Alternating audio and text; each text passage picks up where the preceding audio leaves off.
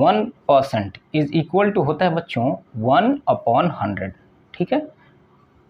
2% is equal to होता है बच्चों 2/100, ठीक है। सिमिलरली अगर हम नीचे बढ़ते जाएं तो 50% इज इक्वल टू होगा 50/100। फ्रैक्शन के फॉर्म में ये आप लोगों को समझना बहुत ही ज़रूरी है कि हम लोग क्यों 100% का यूज़ करते हैं। देखिए इसी तरह नीचे जाएंगे तो 100% इज इक्वल टू क्या हो जाएगा बच्चों 100/100।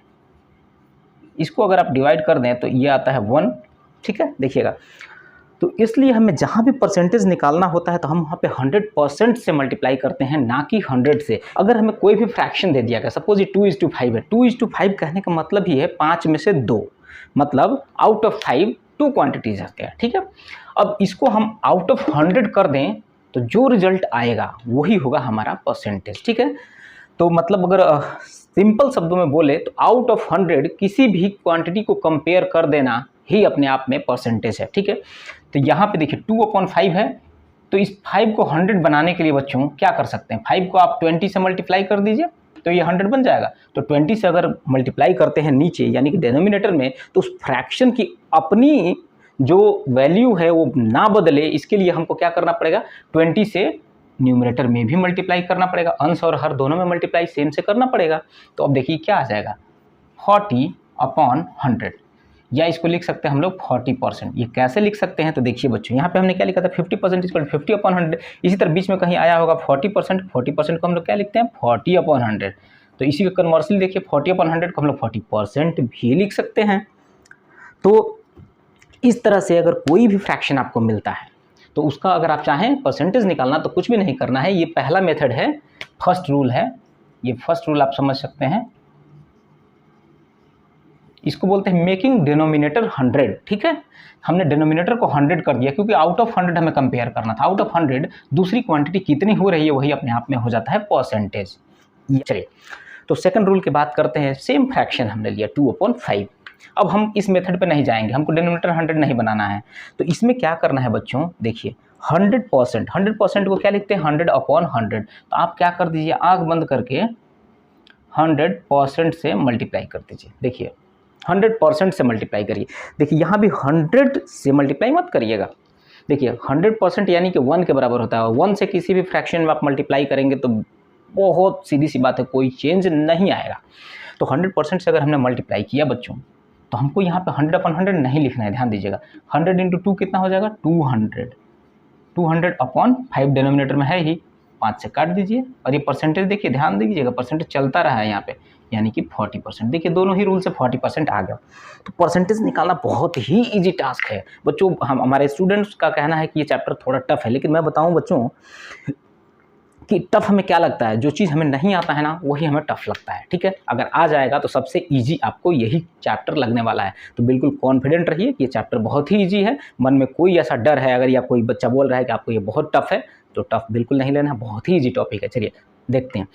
तो ये पहला रूल आपको समझ में आया, मेकिंग डिनोमिनेटर 100 बना दिया, मतलब कि आउट ऑफ 100 हमने कंपेयर करके 40% निकाल लिया। या दूसरे रूल से हम परसेंटेज निकालें किसी भी फ्रैक्शन का तो सिंपली 100% से मल्टीप्लाई कर दिया। कोई पूछे 100% से क्यों मल्टीप्लाई किया, क्योंकि 100% इक्वल टू 100/100। 100/100 1 के बराबर होता है, और 1 से किसी भी फ्रैक्शन में हम मल्टीप्लाई करेंगे तो कोई चेंज नहीं आएगा। इस तरह से आ गया 40%। तो किसी भी फ्रैक्शन का परसेंटेज निकालना बहुत ही ईजी है। चलिए यही अब सीधा चलेंगे हम लोग एक्सरसाइज पे, और एक्सरसाइज के एक एक क्वेश्चंस को सॉल्व करेंगे। अगर एक क्वेश्चन में अगर 3-4 पार्ट होंगे तो हम कोशिश करेंगे उसमें से 2 पार्ट आपको सॉल्व कराएं, और बाकी आप लोग अपने घर पे करिएगा, ठीक है। तो हम NCERT की एक्सरसाइज 8.1 को सॉल्व करेंगे इस वीडियो में। बाकी आगे आने वाले वीडियोज़ में हम लोग एक्सरसाइज 8.2 और उससे रिलेटेड जो भी टॉपिक्स होंगे उस पर चर्चा करेंगे, ठीक है। तो अभी चलते हैं एक्सरसाइज पे। एक्सरसाइज का पहला क्वेश्चन आपके पास है, find the ratio of following. Okay, तो देखिए एक और चीज़ हम लिखते लिखते बता दें आपको कि अगर कोई भी 2 क्वांटिटी की रेशियो हमें निकालनी है ना बच्चों, किसी भी 2 क्वांटिटी को अगर कंपेयर करना है, वेरी सिंपल, क्योंकि हमने आपको बता ही रखा है कि रेशियो यानी कि कंपैरिजन। तो अगर किसी भी 2 क्वांटिटी को कंपेयर कब कर सकते हैं, आप ही खुद सोचिए। अगर दोनों ही क्वांटिटी सेम यूनिट की हो, है ना, हम सिमिलर चीज़ों को कंपेयर करते हैं, है कि नहीं। जैसे इन्होंने दिया है पहला क्वेश्चन कि 5 मीटर टू 10 किलोमीटर। देखिए बच्चों, अगर क्वेश्चन आपके पास आता है 5 मीटर टू 10 किलोमीटर। तो देखिए ये मीटर है कहाँ और ये है कहाँ, किलोमीटर। तो मीटर का किलोमीटर से हम लोग कंपेयर कर सकते हैं, बताइए, या तो हम किलोमीटर को मीटर में बदल दें या मीटर को किलोमीटर में। तो बच्चों मैं आपको एक चीज़ बता दूं, हमेशा बड़ी यूनिट को कोशिश करिएगा छोटे में कन्वर्ट करने के लिए, क्योंकि हम नंबर ऑफ जीरोज बढ़ जाएंगे। लेकिन अगर 5 मीटर को आप किलोमीटर में करने जाएंगे ना, तो यहाँ पॉइंट में वैल्यूज आ जाएगी, फिर आपको डिवीजन करना थोड़ा सा टफ हो जाएगा।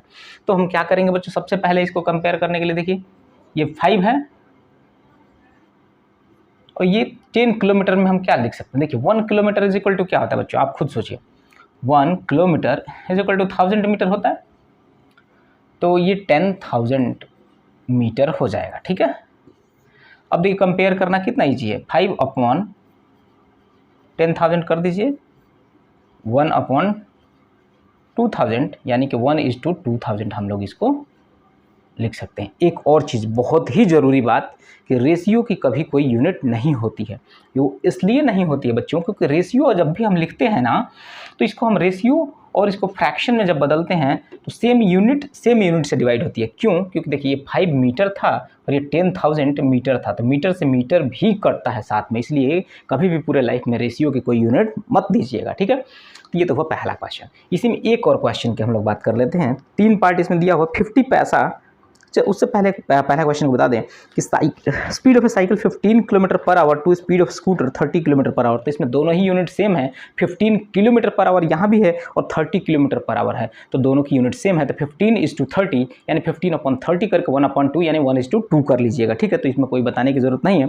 तीसरा क्वेश्चन है 50 पैसा टू 5 रुपीज़। तो हमने बता दिया है दोनों यूनिट को सेम करना है आपको, तो छोटी यूनिट को टच नहीं करना है। बड़ी यूनिट कौन सी है, तो रुपीज़ है।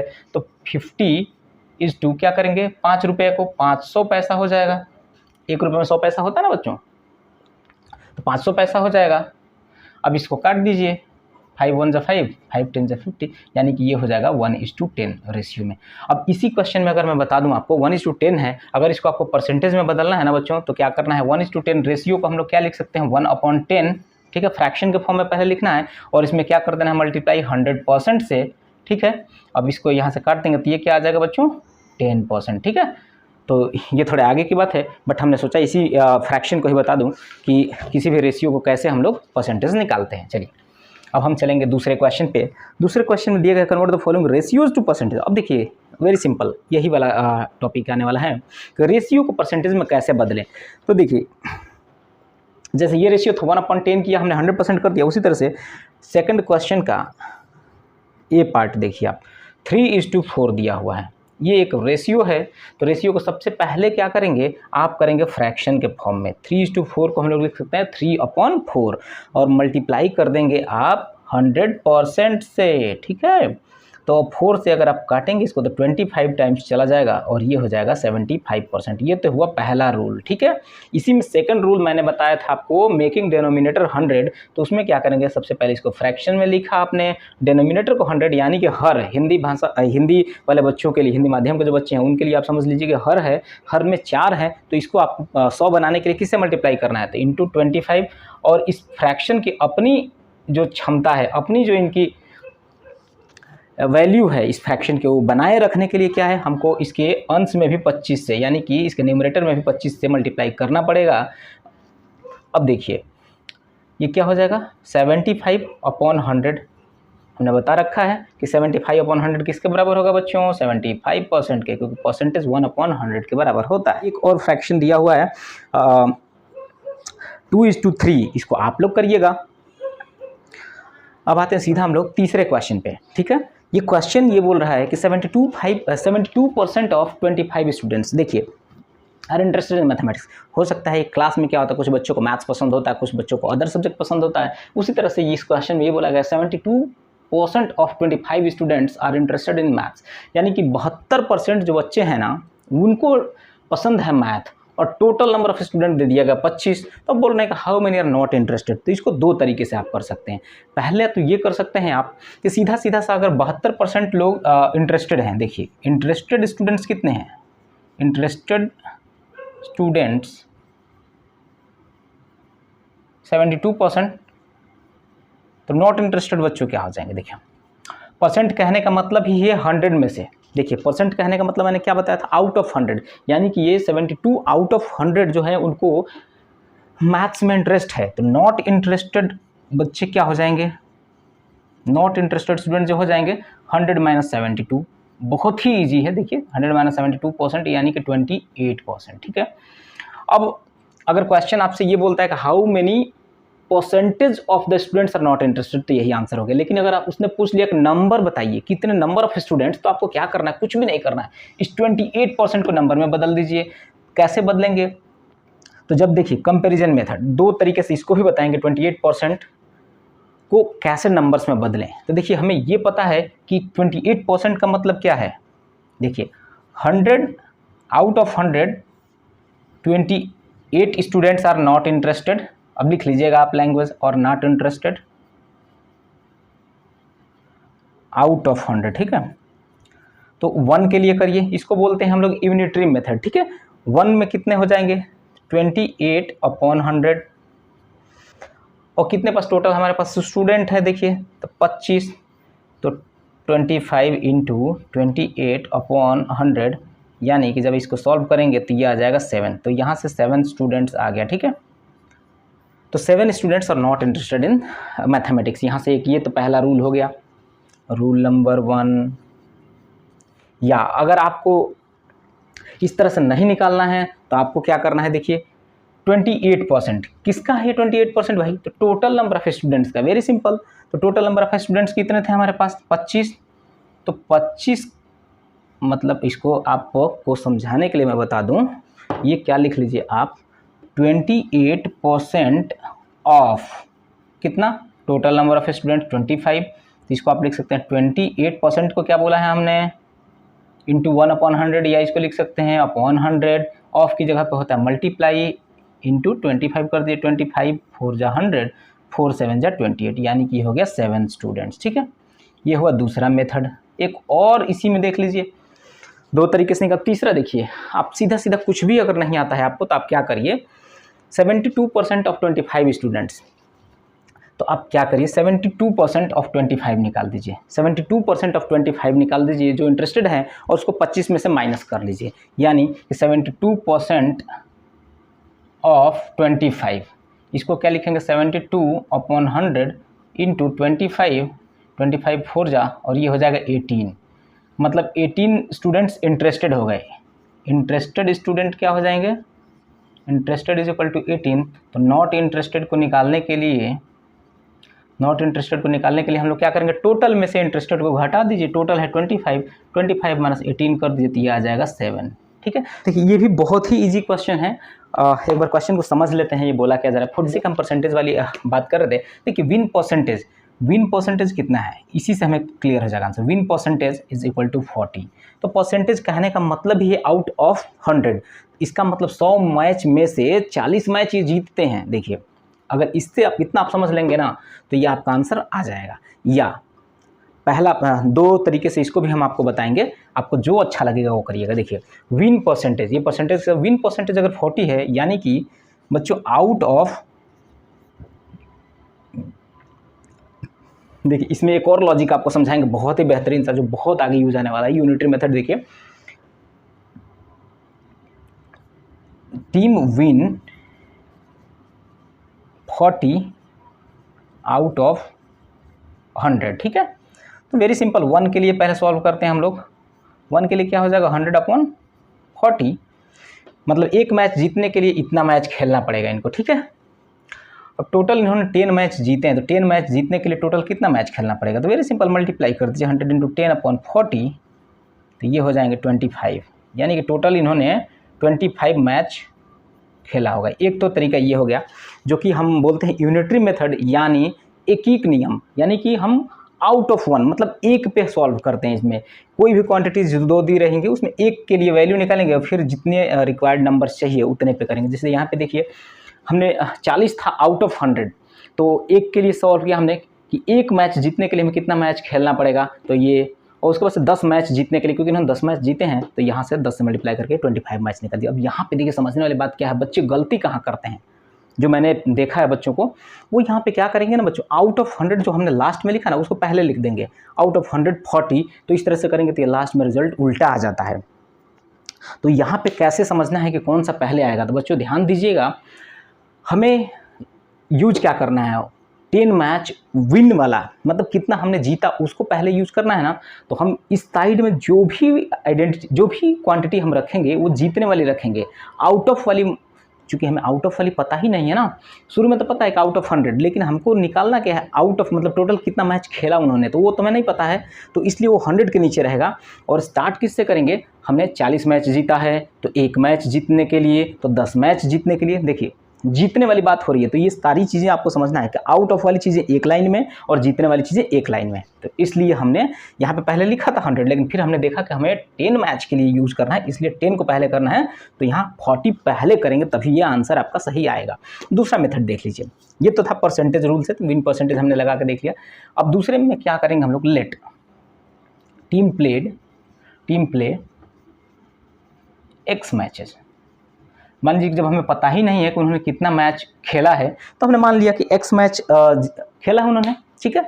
तो एक्स मैच में से इन्होंने जीता कितना मैच है, 10 मैच, और 10 मैच के परसेंटेज क्या है, 40, यानी कि 40% ऑफ एक्स जब हमने मान लिया कि टोटल मैच हमने एक्स खेला है और 40% हम जीत रहे हैं, हमारी परसेंटेज बता रही है, हमारी हिस्ट्री बता रही है कि 40% हम लोग मैच जीतते हैं, तो बच्चों क्या कर लेंगे, 40% ऑफ टोटल मैच प्लेड यानी एक्स इज इक्वल टू कितना है, 10 मैच, क्योंकि 10 ही मैच हम जीते हैं, तो ये हो जाएगा 40। परसेंटेज को जब हम हटाते हैं तो बच्चे डिवाइडेड बाई 100 कर देते हैं, ऑफ को हटाते हैं मल्टीप्लाई, और यहाँ पे x इज इक्वल टू 10। तो अब देखिए यहाँ से x इज इक्वल टू, यहाँ 100 से डिवाइड था तो बच्चों इधर जाकर मल्टीप्लाई हो जाएगा, 10 इंटू 100 अपॉन, इधर मल्टीप्लाई है, देखिए इधर ऊपर है तो मल्टीप्लाई है, तो इधर जाकर डिवाइड हो जाएगा, नो प्रॉब्लम, 0 0 खत्म हो जाएगा, ये हो जाएगा 100 अपॉन 4 यानी कि 25 मैच, ठीक है। अब डिपेंड आपको करता है कि कौन सा आपको सोल्यूशन सूट कर रहा है, ठीक है। तो ये हुआ कौन सा क्वेश्चन था, ये चौथा क्वेश्चन। अब हम करेंगे पांचवें क्वेश्चन। तो बच्चे पांचवा क्वेश्चन देखिए, पांचवा क्वेश्चन ये बोल रहा है कि चमेली had 600 left after spending 75% of her money, how much she had in the beginning. मतलब स्टार्ट में चमेली के पास कुछ पैसे होंगे, वेरी सिंपल। मान लीजिए कि हम कहीं गए मार्केट में तो कुछ तो पैसा लेके चलते ही है ना, तो उसी तरह से चमेली गई है तो उसके पास कुछ पैसे थे, उसने क्या किया, 75% अपने टोटल पैसे का खर्च कर दिया है, फिर भी उसके पास 600 बच गए हैं। क्वेश्चन ये है, तो देखिए हम यहाँ पे इसको भी 2 तरीके से बताएंगे आपको। तो देखिए इसमें क्या कर सकते हैं हम लोग, अगर उसने 75% खत्म करने के बाद भी 600 बचाया है, इसका मतलब ये टोटल इसके पास जितना पैसा था उसका कितना परसेंट बचा, जब हमने 75% खर्च कर दिया, स्पेंड कर दिया हमने 75%, तो हमारे पास सेविंग कितनी है, 25%। वेरी सिंपल ना बच्चों, अगर हमने 75% खत्म कर दिया तो बचा कितना, 25%, और ये कितने के बराबर है, देखिए पहला मेथड यहाँ से कर लेंगे, फर्स्ट रूल। तो देखिए 25% अगर उसके पास बचा हुआ है पॉकेट में, और 25% इन्होंने बता भी रहे हैं आपके क्वेश्चन में कि 600 लेफ्ट, यानी 25 ही सी सेव 25 आउट ऑफ 100। देखिए 100 में से 25 बचा लिया है, यही तो बोल रहा है ये सेविंग 25% का मतलब क्या है कि 25 बचा लिया है आपने 100 में से। तो एक पे सॉल्व करिए, एक के लिए क्या हो जाएगा 100 अपॉन 25, यानी कि अगर उसके पॉकेट में 4 रुपये रहता तो 1 रुपये बचा लेती, ठीक है, इस एक के। अब उन्होंने बचाया टोटल कितना है, तो 600 उसने बचा लिया है बच्चों, तो 600 बचा लिया, तो 600 इंटू 100 अपॉन 25 कर दीजिए, 25 से 4 टाइम्स जाएगा, ये हो जाएगा 2400 रुपीज़, यानी कि उसने टोटल उसके पास थे 2400 रुपीज़, जिसमें से उसने खर्च कर दिए हैं 1800 और बच गया है 600 लेफ्ट। ये तो पहला तरीका है जिसमें हमने यूनिटरी मेथड को यूज़ किया है, ठीक है। यहाँ भी पिछले क्वेश्चन की तरह ही मैं आपको बता दूं, देखिए हमको ये 25 उसके पास सेविंग है, और लास्ट में उसके पास ये भी 600 लेफ्ट, यानी कि ये भी सेविंग है, तो सेविंग के नीचे सेविंग को रखना है, ये ध्यान रखिएगा। यहाँ आउट ऑफ यानी कि टोटल 100 और टोटल हमको निकालना है, तो इसको हमें एक लाइन में रखना है, ये बिल्कुल ध्यान रखिएगा, आगे भी बहुत जगह यूज होने वाला है ये, ठीक है। दूसरा तरीका देखिए, जब हमें पता ही नहीं है कि उसके पास कितना पैसा था, तो सपोज लेट कर लीजिए, let she had X rupees in beginning, आप लिख लीजिए जैसे क्वेश्चन बोल रहे हैं बिगिनिंग में। जब उनके पास हमें पता ही नहीं है कितने रुपए हैं, तो हमने मान लिया कि let she had X rupees in the beginning, ठीक है। अब जब 75% वो खर्च कर चुकी हैं तो उनके पास सेविंग कितना है, सेविंग है 25%।